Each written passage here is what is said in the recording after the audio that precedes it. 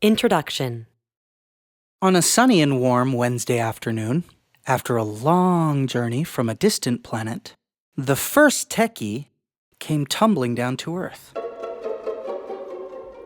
It made a clumsy landing through the roof of a Smart Mart in one of Manila's main business districts, crashing and creating a small crater in the concrete floor. The shoppers were warned about the incoming object and had already been evacuated from the building prior to the crash and were watching from afar as dust and the smell of hot metal filled the air. As the little techie stood up and sniffed its surroundings, two large robot rangers rushed through the door and pointed guns at the probe's head. From the two hulking robot rangers came the same sweet, calming female voice as they spoke in unison. Probe unit, you have ignored all attempts to communicate during your atmospheric entry. State your objective. Comply or be destroyed.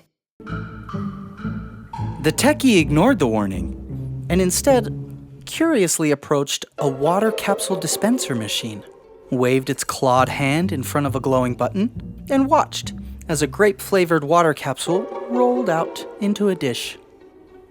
The Rangers closely followed the probe's movements and kept their guns trained precisely 2 inches from the probe's head.